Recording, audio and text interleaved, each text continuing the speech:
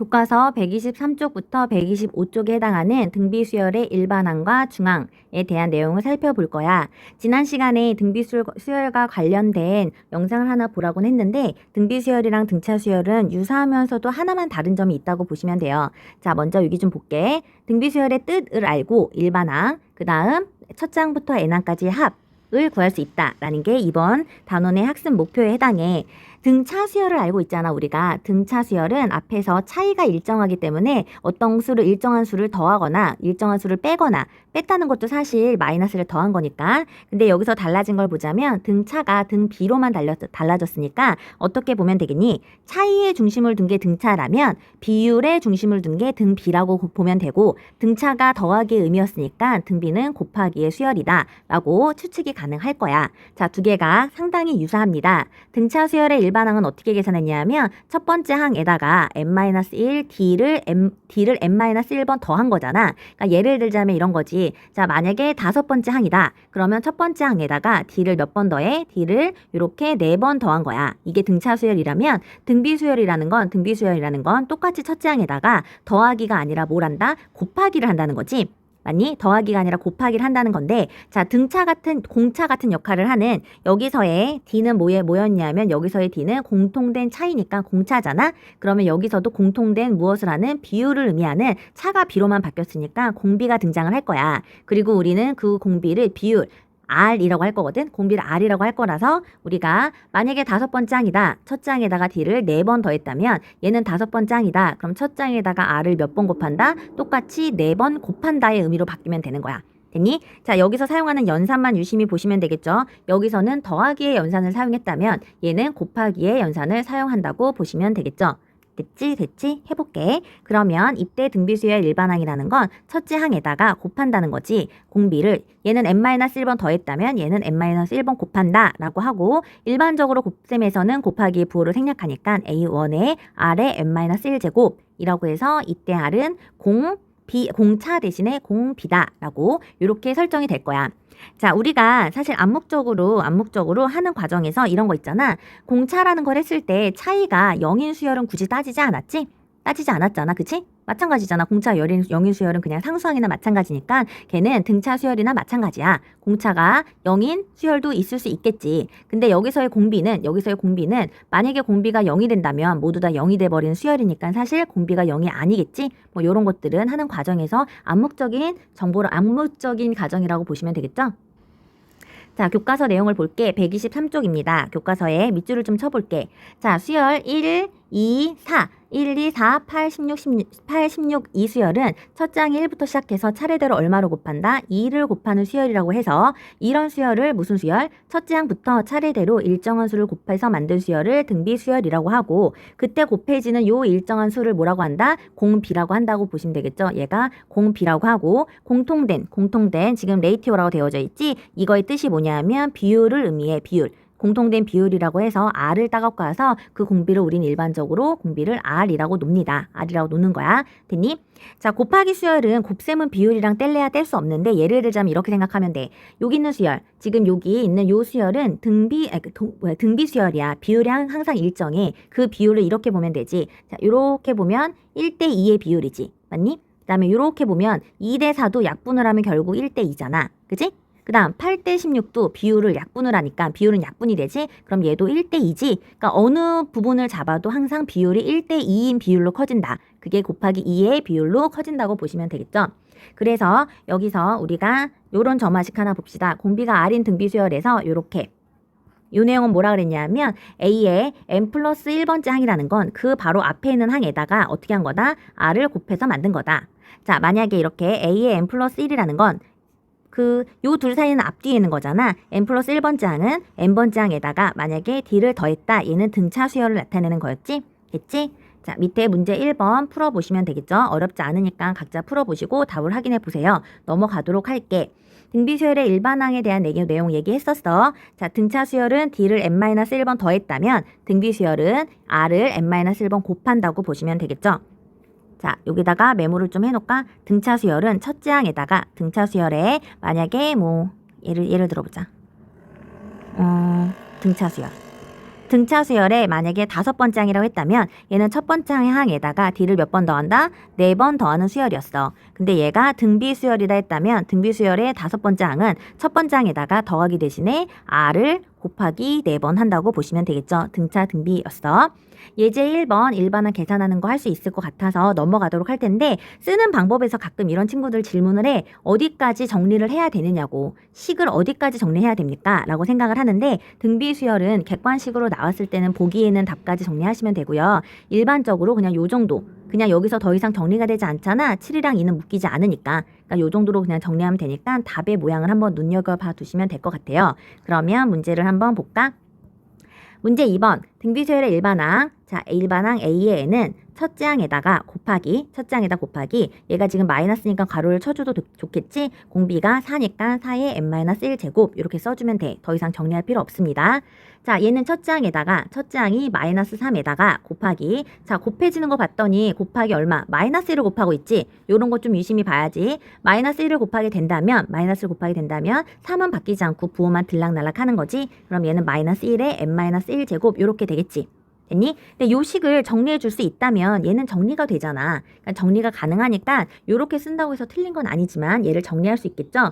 마이너스 3 중에서 마이너스 1이랑 3을 구분해 내고 이렇게 마이너스 1의 n-1제곱이라면 얘랑 합쳐서 지수법칙으로 인해서 우리가 이렇게 써줄 수는 있겠지. 정리를 한번 한다면 3 곱하기 마이너스 1의 n제곱으로 이렇게 식을 정리해 줄 수는 있겠지만 정리하는 방법은 알고 있고 객관식이라면 주어진 보기에서 답을 찾으시면 되겠고요. 만약에 서술형이라면 여기서 더 이상 정리 안 해도 틀린 건 아니라고 볼 수 있을 것 같아. 자, 문제 3번. 10항을 구하래. 그러면 A의 10번째 항은 어디에다가? 첫째 항에다가 공비를 몇 번 곱해? 10번째 항이니까 9번 곱한 게 되겠지. 얘를 더 이상 정리할 필요는 없어. 얘를 더 이상 정리할 필요는 없고 여기에서 마이너스 3을 9번 곱해서 값을 계산해 줄 필요는 없어. 맞니? 이렇게만 써도 답이고 여기 마이너스가 있으니까 이 마이너스를 정리해 준다면 사실 마이너스는 9번을 곱해도 괄호 밖으로 나올 수가 있잖아. 이렇게 써줄 수는 있겠지. 근데 두 개가 다 뭐 하나가 이렇게 정리를 안 한다고 해서 틀리는 건 아닌 것 같아. 자, 계산을 해볼게. 자, n번째 항은 어떻게 계산하는 거냐면 첫째 항에다가 마이너스 3을 n-1번 곱한 건데 그게 얼마가 나오는? 마이너스 486이 나오는 걸 찾는 거잖아. 그때 n을 찾는 거지. 그러면 2로 약분을 하시고요. 그러면 마이너스 3의 n-1제곱이고 얘는 마이너스 243이 되겠지? 243을 3으로 나눠가면서 찾는 거잖아. 소인수 분해하듯이 이쪽으로 갈까? 243을 3으로 나눠. 3, 8에 24, 81. 또 3으로 나눠. 3으로 나누면 얘는 27, 3으로 나누면 9, 3으로 나누면 이렇게 3이 하나, 둘, 셋, 넷, 5개 있는 거지? 그치? 그러면 얘가 5개가 되겠죠? 얘가 5개? 그러면 n이 얼마가 되는 거야? n이 6이 되겠죠? 6번째 항이라는 뜻이지? 6번째 항이라는 뜻이고 n이 6이니까 이때 마이너스는 홀수번이기 때문에 살아남은 거겠지? 이렇게 풀어주시면 되겠죠?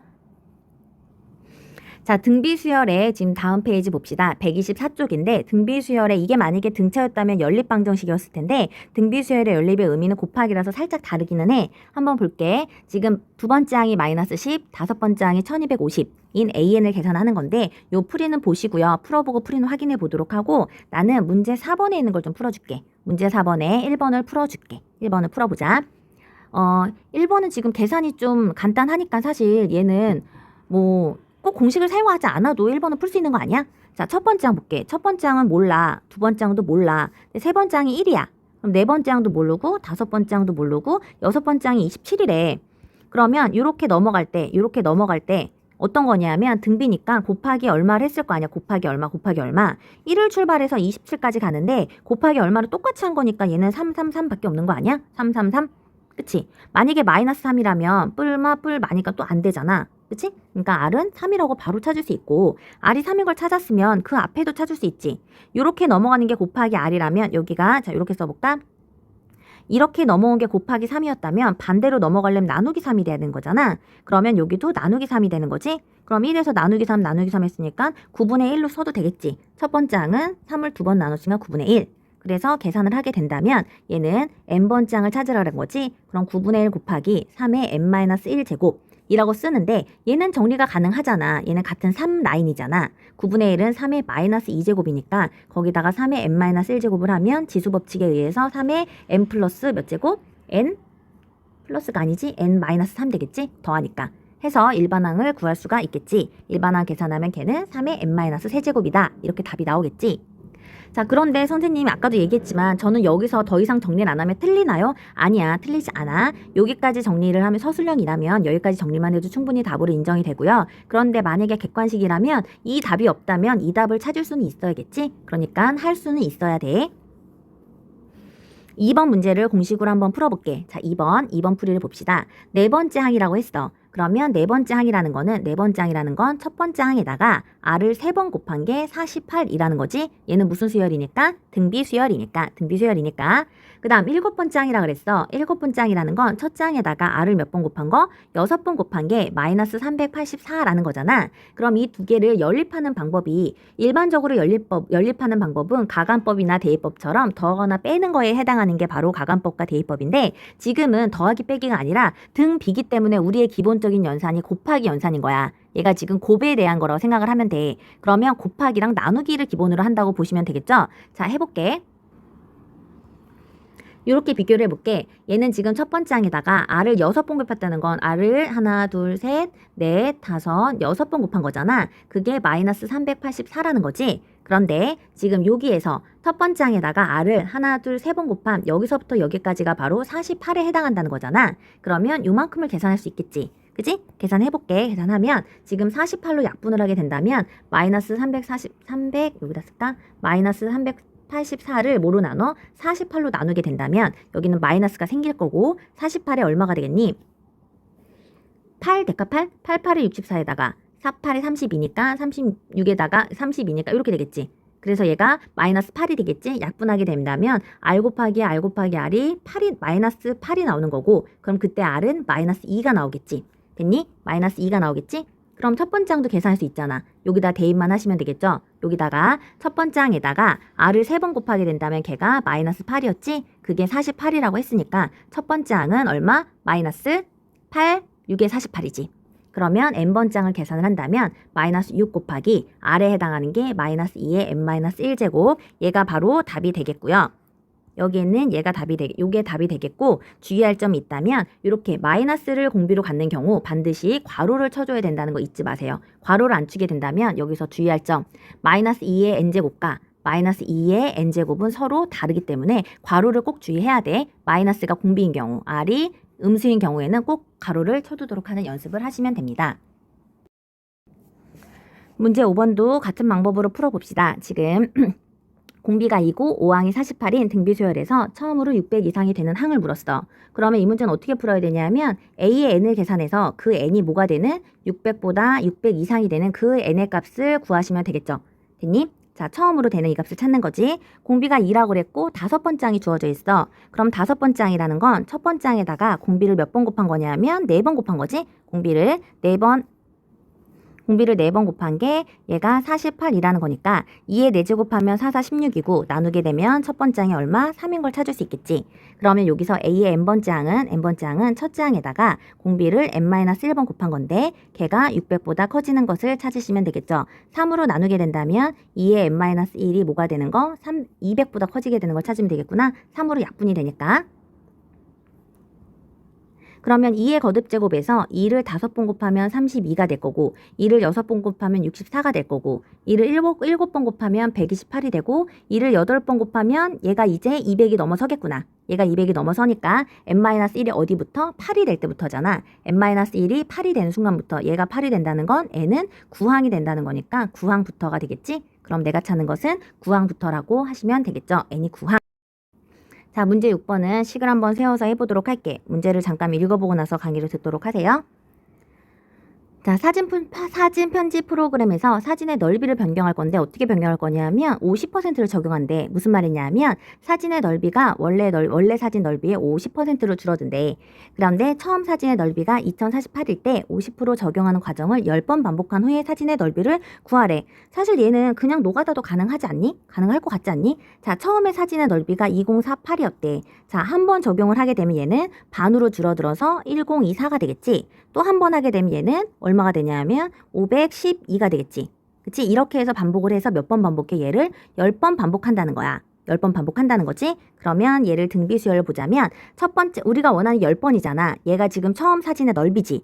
한 번 적용한 게 이거지. 한 번 적용한 게 1024가 되는 거지. 두 번 적용하게 되면 또 반으로 줄어서 512가 되는 거고, 그리고 한 번 더 적용하게 된다면 이렇게 줄어드는 거잖아. 이런 식으로 해서 10번 적용을 하게 된다면 묻는 거니까, 자, 등비수열의 일반화 공식을 쓰게 된다면 A의 n번째 항은 첫 번째 항 1024에다가 얘는 공비가 뭐가 되는 거니? 곱하기 2분의 1인 거지? 걔를 n-1번 하는 게 되는 거겠죠? 그러면 이렇게 갖고 가서 볼게. 10번째 항이라는 건 1024에다가 2분의 1을 9번 한 게 되는 거지. 이렇게 n-1이니까 1024는 2의 10제곱이야. 2의 10제곱이라서 2의 10제곱 곱하기 2의 9제곱으로 나누니까 약분하면 2가 남을 겁니다. 그러니까 10번 반복하게 되면 넓이는 2제곱센티미터가 되겠지.